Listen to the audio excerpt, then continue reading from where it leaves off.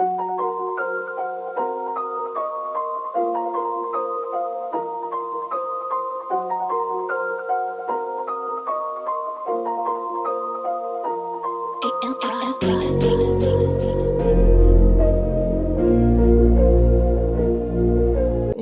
time to start our next webinar in this free webinar series hosted by the SIMM to all our members.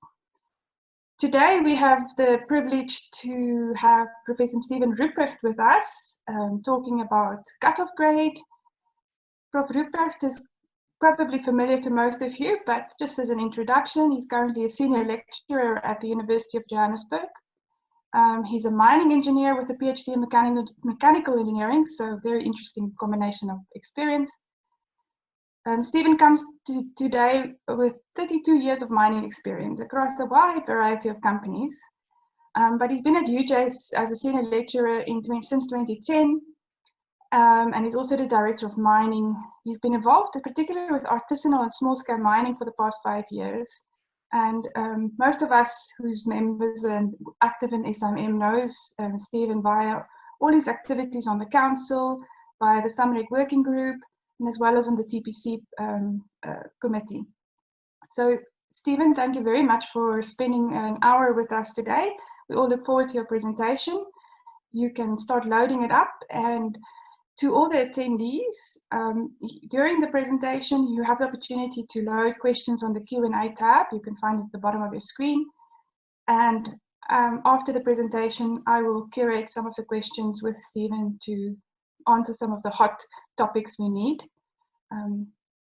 I see, Steven, your presentation might be in preview mode, so you might consider wanting to put it in presentation mode only. So as soon as Steven is ready, we can start today's session.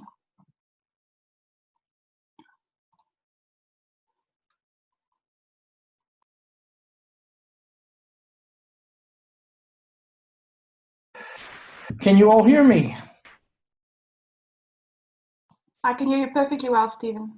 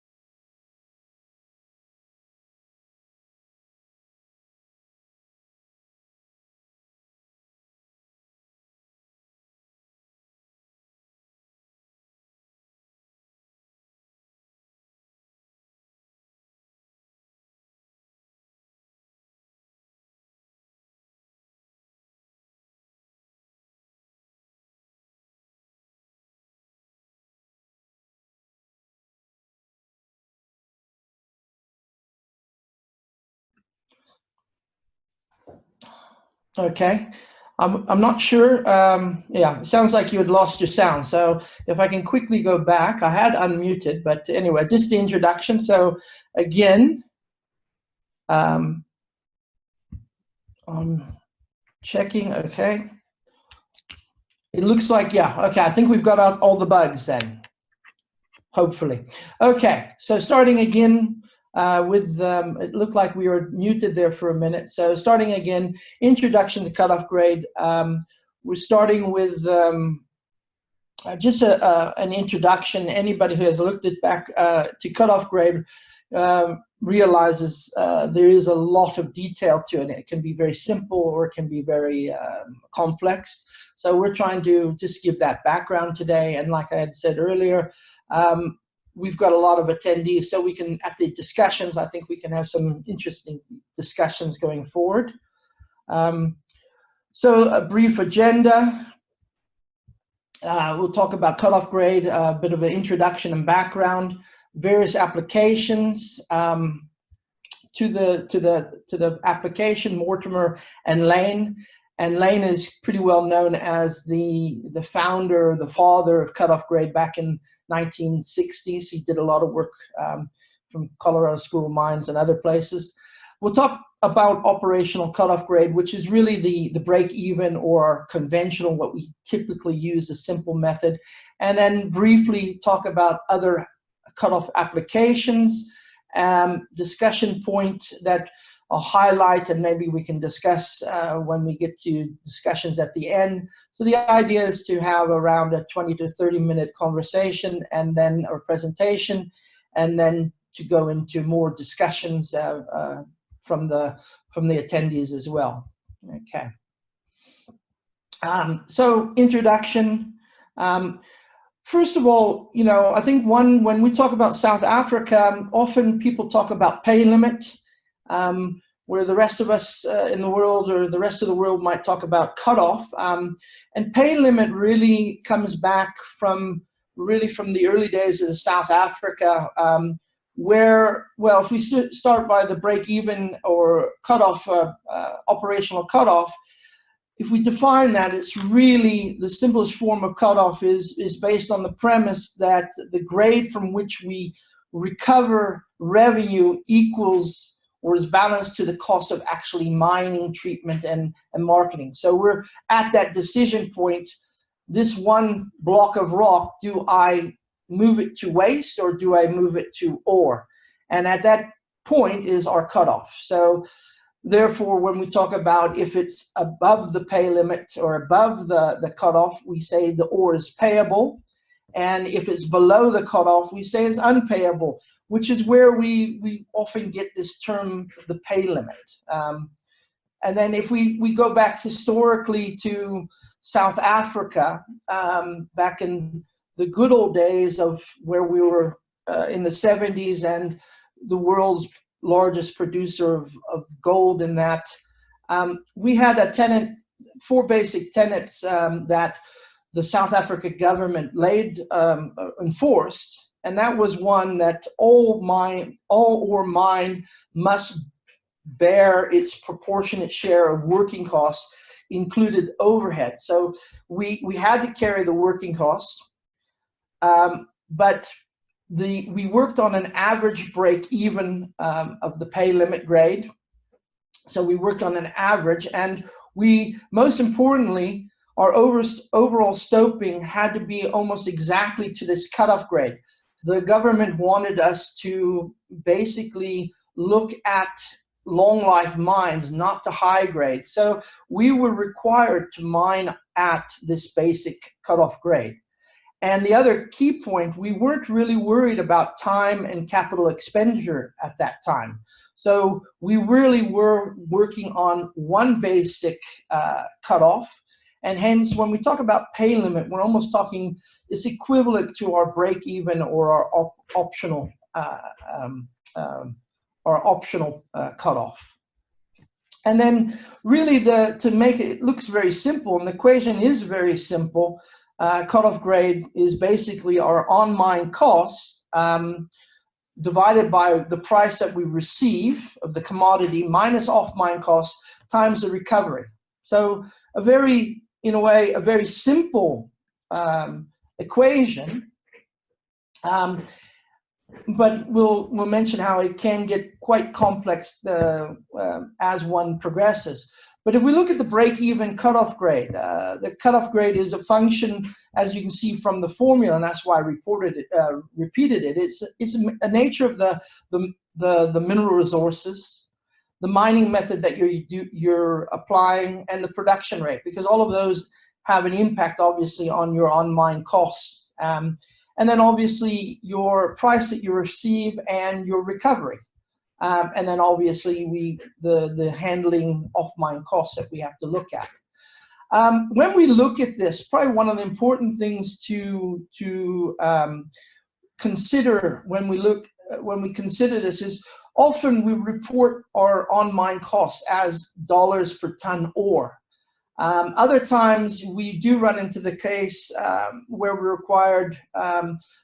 Often when I work for the Australians, they want to have my costs broken down into dollars per ton ore, dollars per ton waste. that makes this equation a little bit harder, but what I have done is there is a formula that goes with it, and at the back of this presentation, which will become available to you at the end of this lecture, I've given an example so one can see it. You can't handle it. The other thing one must consider when you're doing costing is, ideally if one has an understanding of fixed and variable, because when you use this later on, you might want to look at marginal costing or other type of cutoff grades, and you're going to need to understand what your fixed and variable costs are. I won't go into what fixed and variable costs, assuming most of us do know it, but it is something that one needs to understand. And then the other thing, what you must remember is, obviously, when we talk about price received, if we're talking about gold, we're talking about dollars per gram. So when you put it into the equation and you work it out, it gives you grams per ton as your cutoff. Obviously, if you're using base metals, and again, I have examples at the back that I won't go through at this stage, but one can look at them later on how you would use it for base metals, and it gives you the percentage rather than grams per ton. Okay, if we talk about cutoff grade, and as I said, we're trying mainly to stick to the break even or the operational today, keeping it simple. You have a lot of other things that are going on. This is not just a simple thing you can advance it. So there's things like marginal cutoff grade that we talk about, and we use Mortimer's 1950 definition. So you can see these things happen way back. And like I say, a lot of work, especially with Lane, happened in the 60s.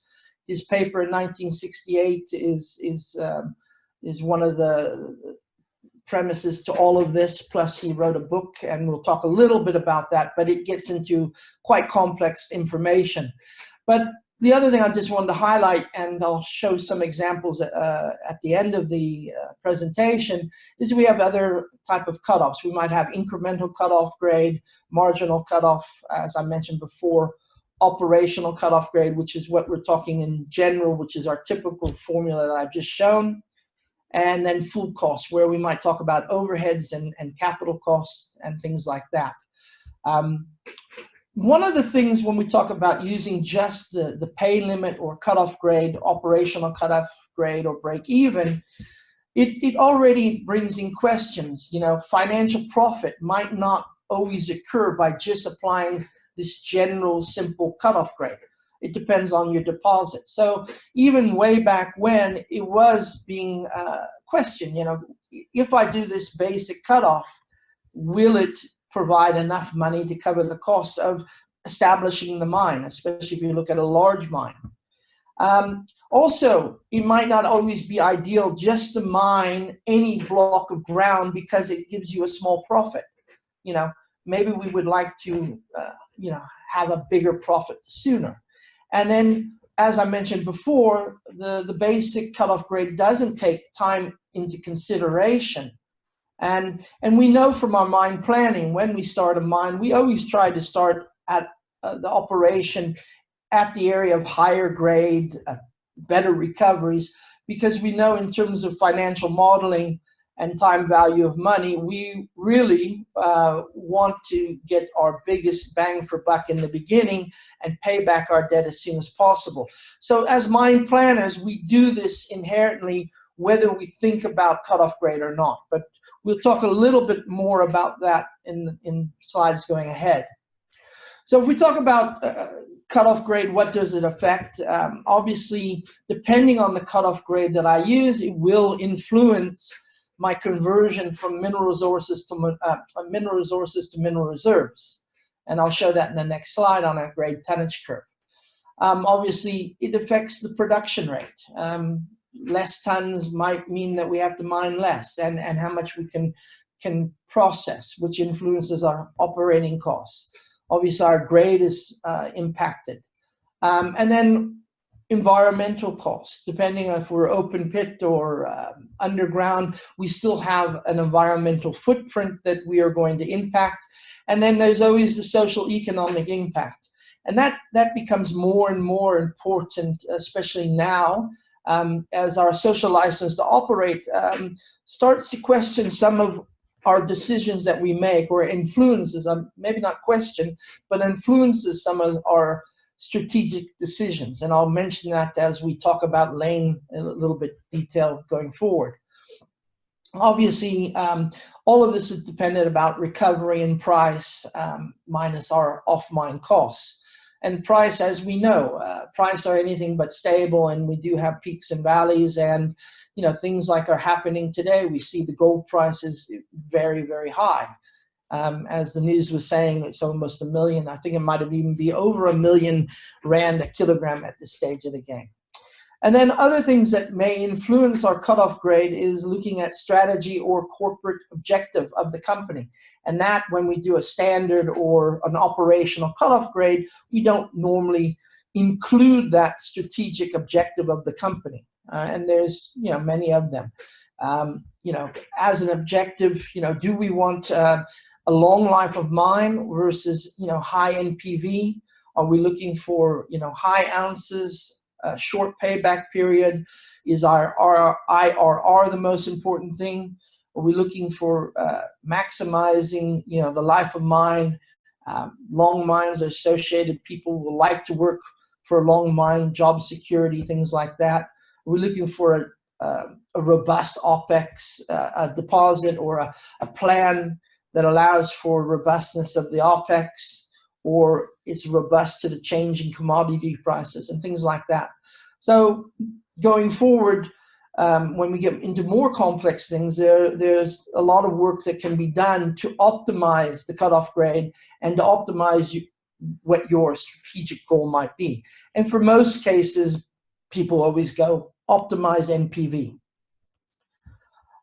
So here's the example of the grade tonnage curve. I'm not sure, so if you look at it, if I had a cutoff of 4 grams a ton, or in this case it's 4% lead zinc, you can see I'll have 100% of the ore body available. And as I change my cutoff grade, you can see that I have different. So if I choose 8%, I'm looking around 80% of the resources above is available for me to operate or to mine. And if I go to 10, you'll see that it drops closer to the 50%. And then obviously, as we move along from these points, we can see our average grade. So I have here 8% cutoff. My average grade might be around 12, a little bit over 12%. But when I move to 10, it's more like 13.7 or something like that. So when we have our cutoff, we'll see, depending on what cutoff grade we choose, we'll have either more tons at a lower grade or higher tons. We'll have high tons at a lower grade, or we might move to a higher cutoff, which gives us lower tons but at a higher average grade. And the thing to note, and each ore body is different, that where I have a cutoff of 8, my average grade is above 12. So we're seeing that we have a profit margin in that. My cutoff is 8, but what I'm sending to the mill will be on average 12%. Or in the case of 10, I'm going to be sending closer to 14 or 13.7 or whatever that number may be. So that's always important to understand as well. If we look at Mortimer's equation, talking about from 1950, he identified, rightly so, the average grade of rock that we provide must provide a certain minimum profit per ton treated. Obviously, we have to make a profit. The lowest grade of rock that we send must pay for itself. So that was the foundation. So the example to the right is showing that we may have a cutoff grade here. Sorry, careful using this. We might have a cutoff grade of 3% using, say, a break even. All right, I'm not going to touch that one more time, which would give us a grade of mineral above the cutoff of about 6 grams a ton. But if we want to account that we need to make a profit, and especially in the beginning of an operation when we want to pay back the capital, where we might owe banks money and lend it. We might then look at what is our minimum profit grade that we require so that we can pay back our capital as soon as possible. And in this case, you might calculate a cutoff grade of 6 grams a ton, which gives you an average head grade of 8, which allows us now to pay back, do our payback sooner than later. Noting that also that at different times of mining, you will have different approaches to your cutoff. And again, Lane, we'll talk about that in the next slide with Lane. So Lane's work, the economic definition of ore, not easy reading by any accounts, but he did a lot of work in 64, 68, and produced the book in 1988. So he goes beyond this break even or pay limit issue and saying, what, is that good enough? And some of the things that we had highlighted. And his definition of ore states there are 3 limiting factors to a mine. One, the mine limit itself. There's a mill limit, and there's a marketing limit. So he's identified these 3 areas that we have to be aware of. So in the case of an underground mine, you might have a mill that can treat 1.5 million tons of ore a year, but perhaps your transport system, whether it be a decline or a shaft or whatever, maybe it can only handle 1 million tons per annum. Well, then that would be then the mine is your limiting factor. You can only get 1 million tons out per month. If you take the case where maybe you have a nice open pit mine, there you can mine lots of tons, easy access, many points of attack perhaps, and say you can mine 2 million tons per annum. But again, your plant is only set for 1.5 million tons per annum. Then the mill becomes your, the mill becomes your limiting factor. And then finally, you might say, well, the limiting factor for market might be you're mining coal, for instance. You have to supply Eskom with a certain spec or a certain CV, and you might find that in terms of the coal that you're producing, then that becomes your limiting factor because you can't meet the full demand of what you need to supply Eskom with because of the quality of your coal. So he identified that. He also identified, as well as the optimum cutoff, which takes into putting a cutoff to maximize your NPV. He also identified the cutoff policy, which is what I was stating earlier, saying there at certain times of mining, you might have certain cutoff theories that you might want to apply, i.e., beginning of the mine, you really want to maximize your NPV, you will have a higher cutoff. And as you mine, and the cutoff is as much as you can fill the mill, because in his mind, you must fill the mill, obviously, with the highest grade as possible that the resource will allow. And by that way, you will be paying back and increasing your NPV. But as you mine, you start over time, you then move maybe to your general break-even cutoff, where you're not bringing in the concept of profit margin into it, and you need to mine the lower grades. Then you'd use that. And then towards the end, you might bring in marginal cutoff, where you establishing stockpiles and things like that you might mine at the end of the mine. When mining is finished, you carry on mining your low-grade stockpiles. Or at the very end of the mine, you might apply just marginal costing to get the leftover ore. Okay, so he also talks about, brought up or introduced the concept of opportunity cost.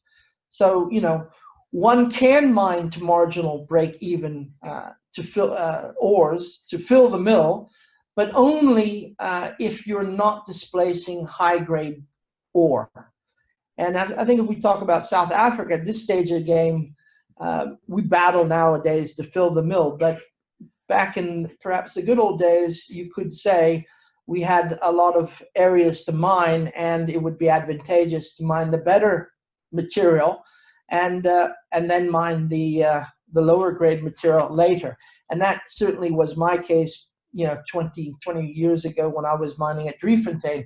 We were mining those left out areas of VCR because the carbon leader, high grade carbon leader, was mined out ahead of time in the good old days, I should say. So just to talk, also go back now to the break even, or to the basic concept.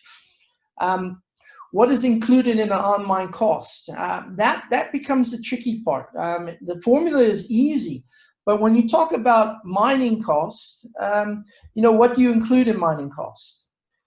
When processing, straightforward. G&A, do you include head office G&A? These things, there's different ways of looking at it, and this is why it can become a bit tricky.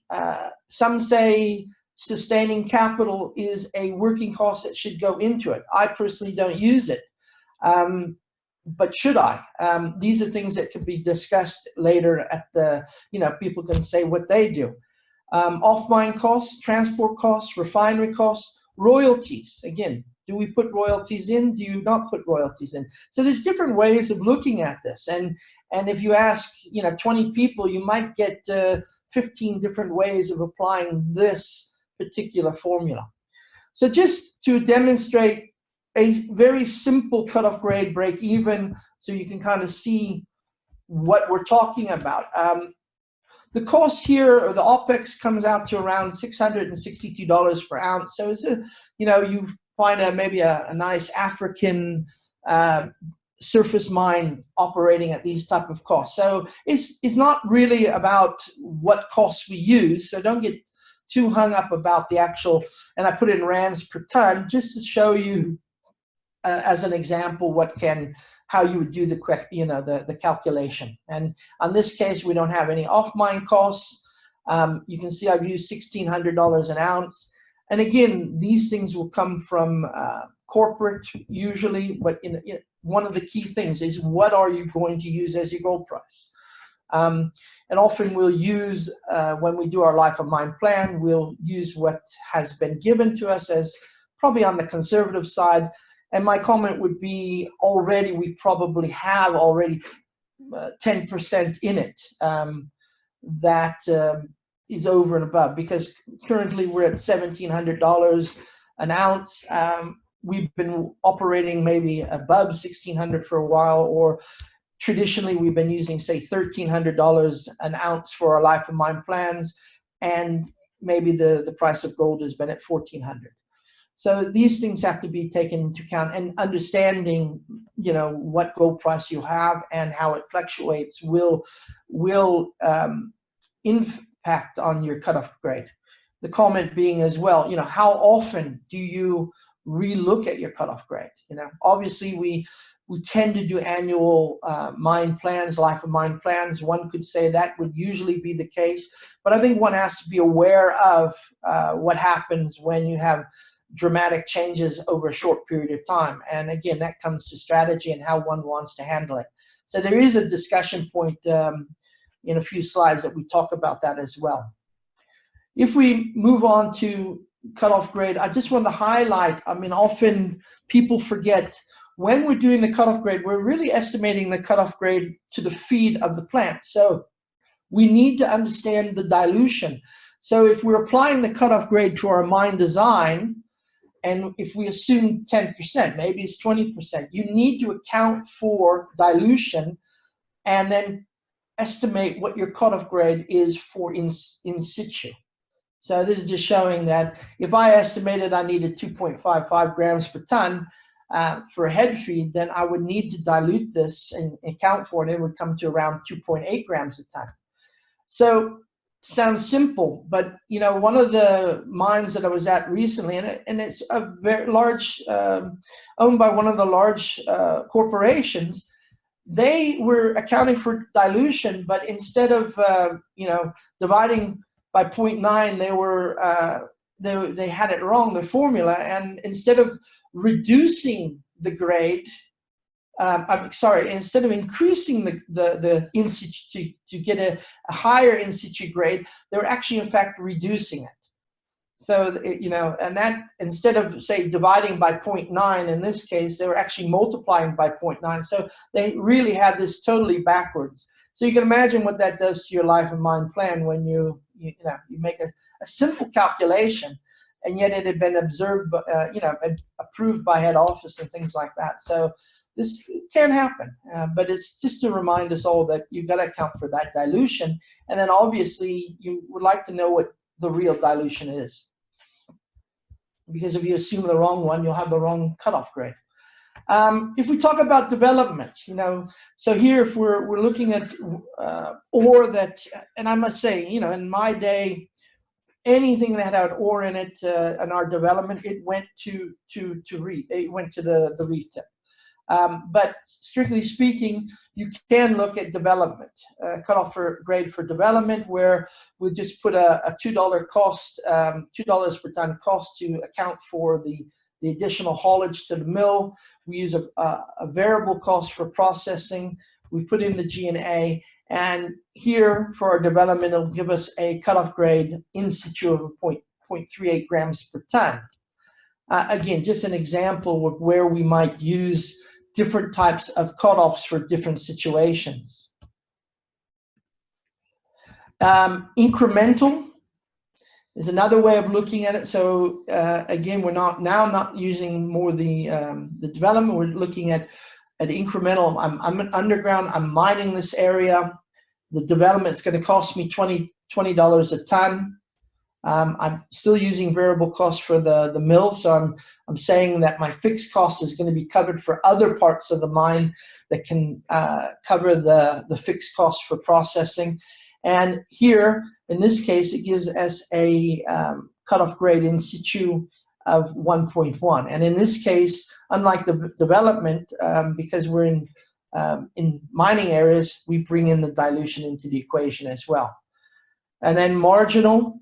We often use this for our low-grade ore, and when we're mining, especially like an open pit, we might say, all right, at a certain range of grade, we'll send our ore to the low-grade stockpile, and in this case, we would use this formula to inform us of what grade, at what point will we move it to the stockpile, or where we're going to move it to the waste.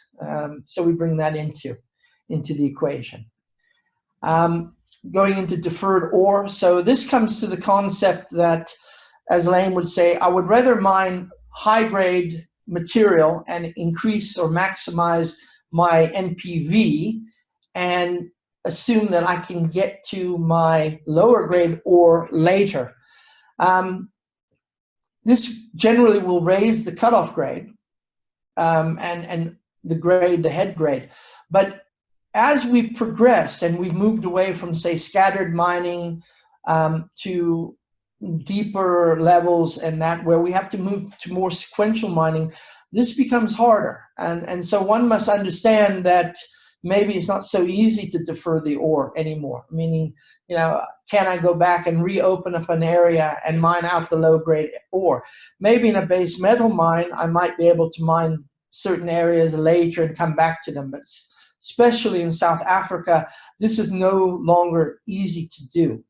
And then comes the case, one has to ask the question, is it the right thing to do? And I moved back to 20 years ago. Even then, when I was working at Driefontein, we didn't have that luxury of deferring ore. I mean, we were always concerned about extending the life of mine. So there are times when you might say, I hear what Lane says, I hear about maximizing NPV, but from an operational point of view, I might still be looking to mine my low grade ore at the same time while I'm there, because I'm not going to be able to get back to it at a later time. And again, that comes back to how flexible your mine is and strategy of corporate strategy. So just to discuss some of the more complex issues, one would understand that, cutoff grades do affect your reporting of mineral resources and mineral reserves. obviously your reserves in more detail. There's always this question about, the strategy, ounces versus monetary value.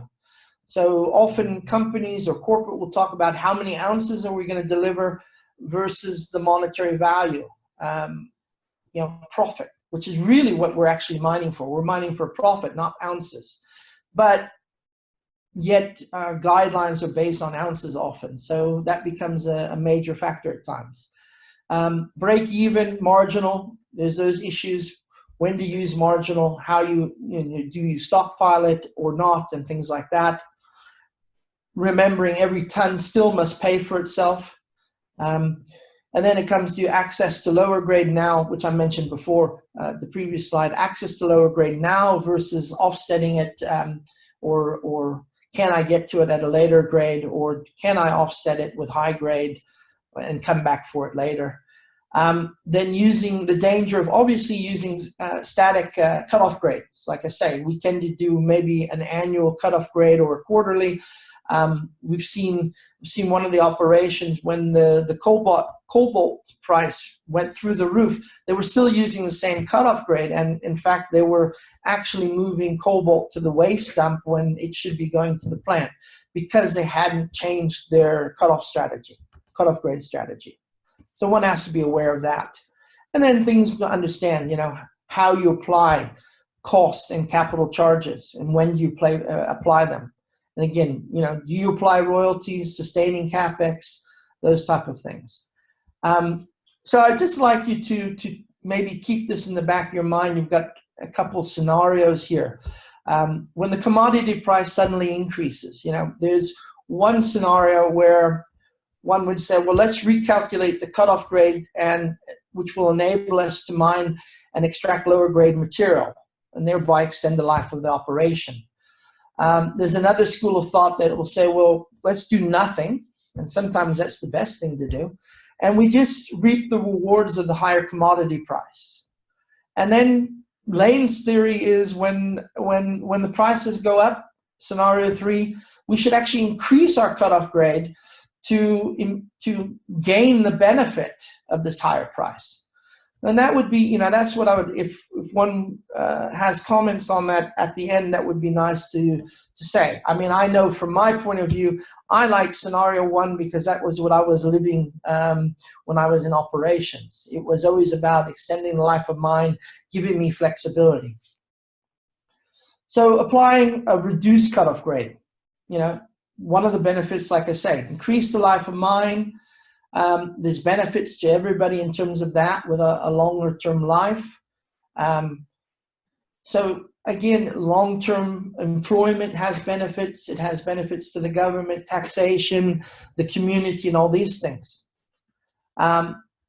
Lane's theory, increase short-term profitability, bang for buck.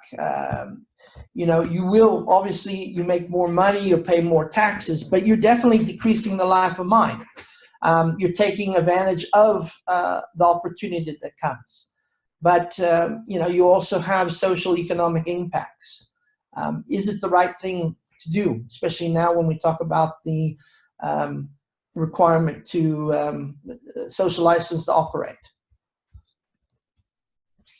Use of cutoff grade. So this is just an example of, if I increase my cutoff grade, you can look at the increase in revenue at the right-hand side, and you can see, yeah, if I increase my cutoff grade, I'm going to get a greater revenue. When I look at that, is it enough to justify shortening the operation? I don't know. But these are the things that one needs to look at and understand. Opportunity costs. So it goes back to what Lane was saying. One must understand that there, if this really comes down to it, if I have opportunity to fill the mill, if I have capacity in the mill, then yes, I should be bringing in my lower grade material or even my marginal material. But if my mill is at capacity, then if I send lower grade to the mill and and replace that lower grade replaces higher grade, then it comes at a cost. because I'm not getting the benefit. So one must understand that if you're putting in lower grade and you're offsetting another area, it does come at a cost. And in conclusion, I think you can see that break-even cutoff grade can be simple, but there's a lot more to it. And like I say, I've tried to focus on more the introduction to it, but it does become complicated quite quickly when you start trying to understand profit margins and things like that, marginal. And I didn't get into optimizing so much as lane, but there's a lot of work done, and there's a lot of books out there that will explain lane in more detail. And I'll highlight in acknowledgements, some of the presenters that I've taken from. So the Australian Institute of Mining has cutoff grades and optimizing strategic mine planning, a fairly nice book. And then SRK, they have a nice video for cutoff grade and impact of getting it right, and another one. So if you look at SRK Canada, they have a very nice presentation. I've used Dick Minute and his grade control course. Rendu obviously is the American book on cutoff grade. And then Taylor, which did a great paper back in '72, summarizing the work that was done back in the '60s. Okay, I'll leave that at that and open up for the conversation. What I have done in the presentation is I do have some post-presentation examples if one's interested, which we wouldn't go through, but it's there if you need it. Okay, that's the conclusion of the presentation. Thank you, Steven. I think we have two questions that I can spot quickly. So one of the first questions that popped up was, in your first slides on mine cost, does that include capital? The question was asked. So usually on your simple one, it doesn't include capital, but so normally when I do my cutoff, I wouldn't include capital because in my mine plan, I'm going to attack my high grade anyway. And but lanes theory, and it's a strategic decision of your company. Your company might decide to work out what profit margin is required and break that down back into a dollar per ton basis and might do that for the first 4 or 5 years or until you have your payback period. And you would use that capital cost in your cutoff grade calculation to ensure that you have enough profit margin to pay back the capital in a quick point of view. Typically, I see the one question in a DFS. Yeah, again, it comes down to what your corporate strategy is. Usually, often we won't put in my DFS. I won't put in. I don't put in capital, but that's not to say that others may put in capital. But I definitely don't, and most of the guys don't. That I've seen in my reviews of feasibility studies, but it's not to say that you can't. Okay. There's also obviously the presentation is available. We're going to make it available. Yes. Yeah, we share the presentation to all registered attendees, obviously, and Steven is one of the speakers who've agreed for us to share it. So there's a few questions. I see there's a question about Lane's theory implies sterilization of ore. What does he say about the decrease of dollars per ounce? Can you see the questions? I can read it again. I don't see the question. I'll be honest. I don't. I'll be honest. Maybe somebody else out there. I mean, I know. For instance, I don't know if Hannes is here, but I know Hannes has read Lane's theory to death, and he might be able to answer that question better than me.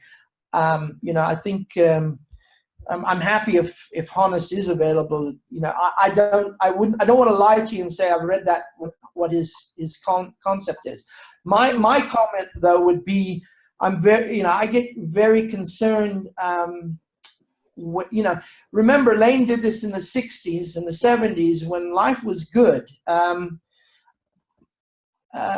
mining was good here. You know, when I was in the 90s and the late 80s, it wasn't so much about maximizing NPV. It was about maximizing my resource that I had available in the shaft, because the shaft was already 20 years old, 30 years old. It was really about that. You know, so yeah, I don't think I've answered it totally. Yeah, I think for me personally, the questions are quite complex and detailed. So there's a question in the chat. Do you have any comments on cutoff grades for PGM ores where one is extracting PGMs, gold-based metals, and chromatite in the same ore like you do too, considering the fluctuations in rand, dollar exchange rate, and commodity prices? Well, yeah, you know, that one's becomes a lot more. It's starting to become more trickier, because obviously you have to use the basket price to now use that as your price. But yeah, again, it's how often are you going to look at your cutoff, and there is a lot of work to try to understand, you know, how much can I get out of the platinum versus out of the palladium, because of the price of palladium being so high. But my comment is usually you're going to be using the basket price. And I think the comment that they make is you can't be chopping and changing your planning too much. So, you know, typically we stand to a year type of, you know, we redo our life of mine every year. But again, depending on how things change, like you saw recently, there was a big drop in the basket price, but it went back up in less than a month. So that definitely, you know, you don't want to be changing your cutoff principles on a monthly basis. That's for sure. This is quite an interesting question here on the Q&A. Minerals in the ground belong to the state, and that is why in the 70s and 80s the government insisted that mines mined to or close to the average grade, determined by the cutoff grade, in order to maximize life of mine. Does the government still do this? And if not, why not? Now, as far as I know, the government's not doing that anymore, but you know, we're really trying to, the work really is trying to lower as best as we can our cutoff grade. You know, I don't think our operation, let's be honest, most of our operations are not in the state that they were in the 70s. We're definitely a depleted and deep level gold mining area. Even our platinum mines are getting deeper, with costs getting increased due to cooling and things like that. So, you know, really, it's the government isn't doing that anymore. Just like most, you know, it really was a South African thing back when, because you got to remember, gold was at that time was roughly being 70% of the world's gold was coming from South Africa. You know, I'm speaking under correction, but you know, the GDP was maybe 30 or 40% of the country's GDP was based on gold, and therefore gold was had such a huge impact on the country that we had to, I guess, say micromanagement to a degree. Whereas now we don't really, it's not such an impact. You know, in a GDP, I'll be speaking under correction. Maybe it's 5 or 6 or 8%.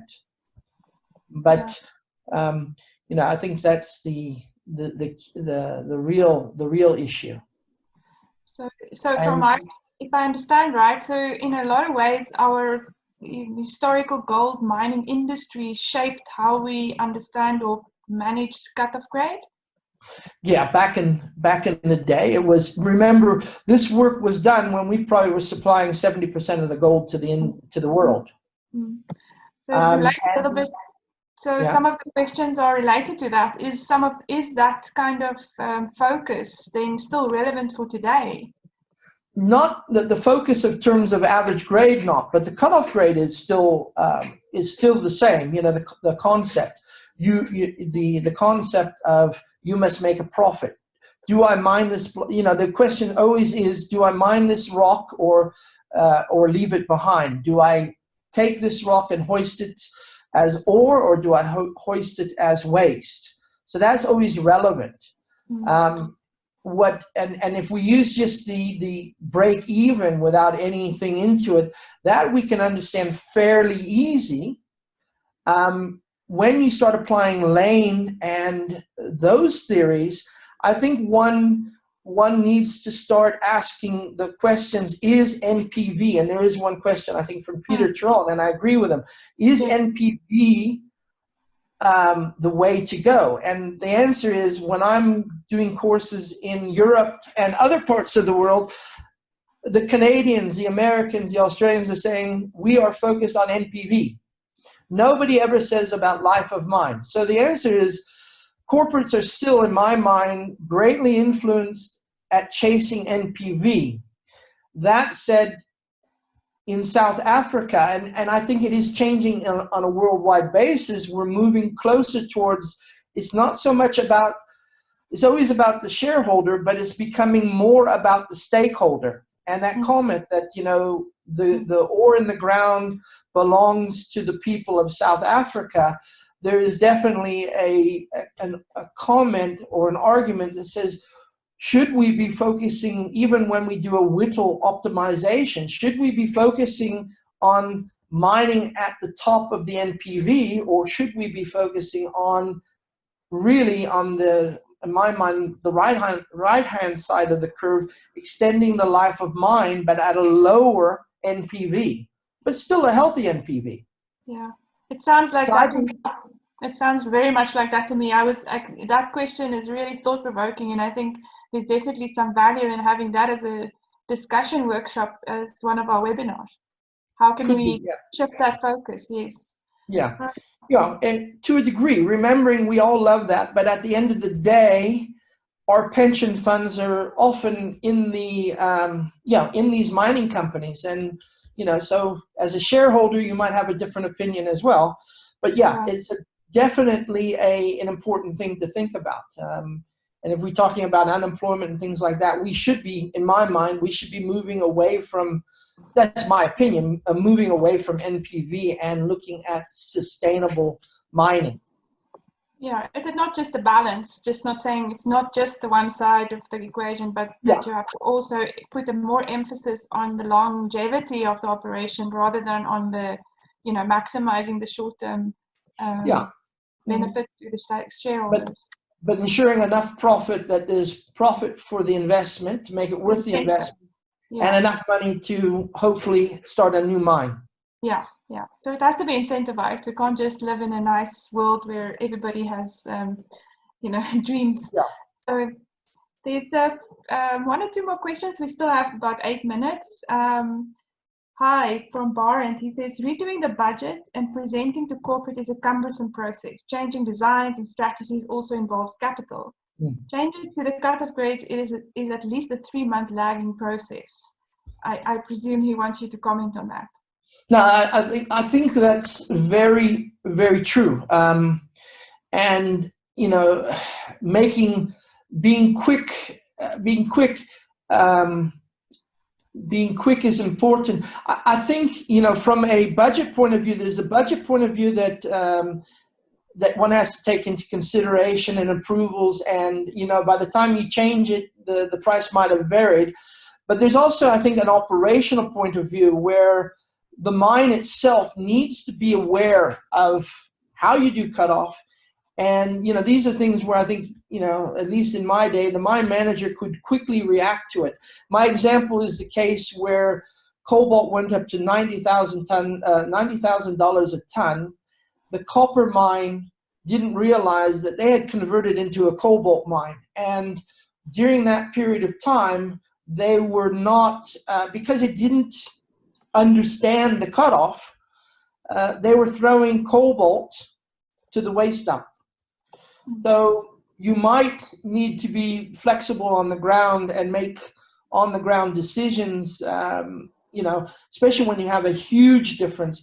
But I do agree, you don't want, the gold price changes on a daily basis, your fuel prices change on a regular basis, you can't go chasing your tail, because I think that's the key. You have to be careful that you're not chasing your tail, but there are times when it might be appropriate to be aware of it, and you might have to change, some decisions, i.e. your grade control process might change.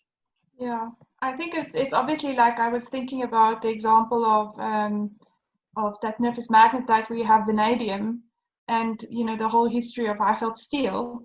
And for a long time, they were basically a vanadium producer because they were so marginal, and prices and the variability and everything else around it. So it must get really complicated when you have 2 or more or 3 different commodities contributing to your profitability, Yeah. like the copper and cobalt example. It's easy if you just have to chase one thing like gold, but when you start linking multiple. Yeah, the answer is, then you start to use equivalent, you work in your equivalent metal, often is what we'll do. But again, you have to be aware of it. I could be working off of equivalent copper, and copper cobalt, you work in equivalent copper or something like that. So you can do that to help you. But you have to, and it's easy sitting here saying it, but in reality, when you're on the mine, there's so many things keeping you busy. You might not always be able to adapt to it.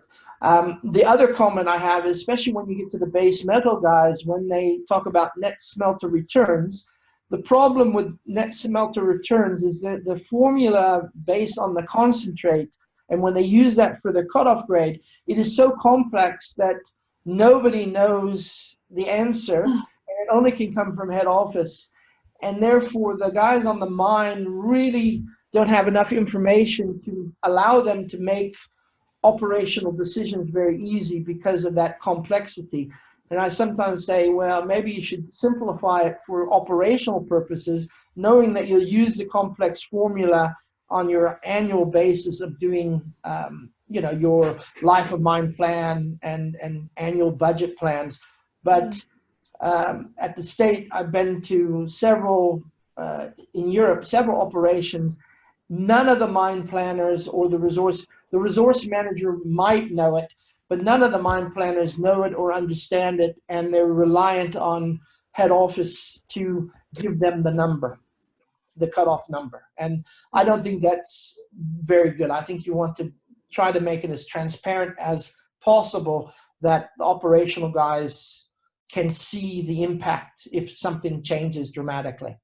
Yes, I think it works both ways. As a metallurgist and a pyrometallurgist on top of that, I have over the many years seen that it's so important that both disciplines understand each other's activities, because they actually directly impact. So whereas in a smelter, you might not care about certain aspects of the mining, but for the miner, it's crucial, and vice versa.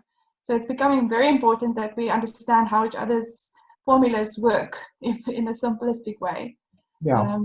So there's a question here about bulk mining, like iron ore to the export market and coal to domestic and export markets are all based on long-term contracts. The question is, they will recalculate cutoff less frequently than the mines that are price takers. Is that the right understanding? Yeah, I mean, coal becomes, coal is, you need to work to a certain specification. So then it's not so much, often some of those are more the cutoff, well, it can be cost, but it also can be quality, and chromatite would be one of them as well. It's what, I need to produce it almost becomes that marketing factor. I need to produce a quality, a spec to meet the contract. And so, how much can I, that drives it often more than really the actual price or the monetary value often. So there's also a question here about with marginal and incremental ore, there are often cases where adding lower grade ore reduces the efficiency of the plant, so the overall grade is affected. How is this catered for in your category? Very, very true. Yeah, I think you have to be, what we try to do, usually we try to work to an average grade. So often what we would do is we would be, and again, it comes down to, yes, you have to have good communication with the metallurgists as well. They need to know what you're sending them at all times as well. But, what you want to do is, if you're looking at the cases where at the beginning of the mine, you might be high grading, where later on you might then get to your average grade, you would want to blend to a certain degree the lower grade so that you're going to still get this constant grade. Often the mine planners will be forced to, and when we do these incremental or marginal case, they're a very small proportion as well. One must remember that. That said, back in my day on the mines, we used to bring out probably of the order of 30 to 40% what we'd call unpay, but it would be marginal ore that we would bring into the equation that we'd be mining just because of the nature of the ore body and things like that. But we could bring out what we would call below the pay limit, probably of the order around 30 to 40%. Above 40, you'll get shot. But back in the day, we used to bring, and that was part of our, bringing in lower grade ore, keeping the grade a constant grade. And again, the metallurgists knew about it, but yes, you have to be careful with it. And one of the things, I would have commented, is a good comment now is we don't look about mine to mill optimization. Our cutoff here does not talk about looking at, well, are there different areas that might have a higher recovery, which will also affect your cutoff grade. So there are those aspects that need to be considered when you're doing cutoff as well, that recovery factor. Yeah, I mean, it just, as you said in the beginning, it gets complicated very quickly. Well, that's what I mean, yeah. But the first point to do is understand the basics at least, and then, as you move forward, one can get more into lanes type of thing. And again, I think the comment some people are saying, is lane still relevant? I think it is to a certain degree, especially in the beginning. But like I say, as mine planners, we inherently do that in any case. I mean, my comment would be, do I want to have a higher cutoff at the beginning, or would I rather keep my my break-even cutoff grade, but make sure that my mine planning focuses on high-grade areas in any case? But when I'm there, if I, do I keep the lane and leave it behind? Most cases, I can't leave things behind. Once you're there, you should mine it. As a mining engineer, inherently, I think most people that are in the background will say, as a mining engineer, if the ore is there, I'm going to mine it while I'm there. It doesn't make sense to go back 5 years later or 2 years later and reopen an area to go mine. It's just, from a mining engineering point of view, it's just not, it doesn't make sense. From an economist point of view, maybe what we do doesn't make sense, but it's not so easy moving sections. And anybody who's worked in the mines, it's, once you got a guy, once the miner is producing and he's going, don't stop it. Don't move around. You want to, keep going. Starting to hop around is distractive and slows you down. So, I think one has to, horses and courses, you have to be aware of lane. It's not to say lane's totally wrong, but I think this day and age is not as simple as it's not so simple either. Yeah. If that makes sense. Yeah, I think as the mining activities are generally mega operations, I totally agree with you. You'd rather adjust your downstream processing, optimize, metallurgy and so many other ways that you can do. You can't just keep hopping around. Steve, you have a comment? Yeah, I was just going to say, we're at, what we really want is one understands that when you're down there and you're on the fringes of an ore boundary, you want to be able to, be able to make that decision, operational decision.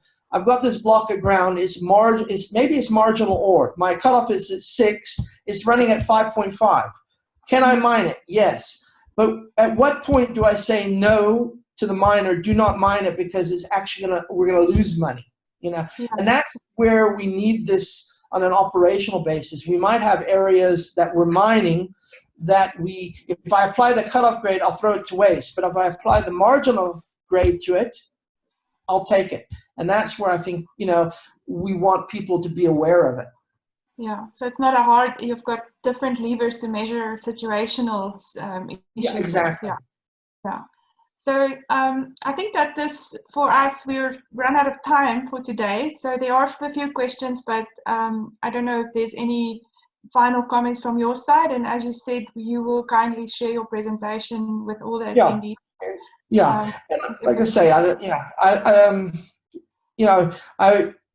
it would be nice to, maybe open up, perhaps if there's a need or demand, maybe instead of having presentation, maybe this is a point of a discussion panel or something where one can discuss experiences, questions as well. Because right now it's very much one-sided, where I think this could be one of the areas where one can make comments and advice, and this is what we do, this is what you do, that type of thing. I don't know. That's something to think about if the attendees maybe can mention that in a message if they feel the need, that there's something that could be created as another panel, a panel discussion rather than presentation. I think that's a very good follow-up. We will use this as a sort of a starting point, and then we can put together maybe a few panelists with your suggestion and maybe some volunteers, and then you guys can debate some of these comments that we had today as well. And that would be a really nice discussion. Yeah, an actual panel event with very limited presentation time. Yeah, that would be fantastic, I'm sure.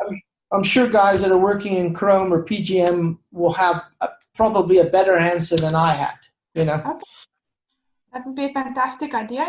Again, from my side, thank you very much to all the attendees and participants, and most of all, thank you, Steven, for introducing us to a topic that I'm not familiar with. And it was very interesting to see that perspective. Thank you for your time, and thank you for coming. Thank you very much, everybody. Have a good day. Thanks.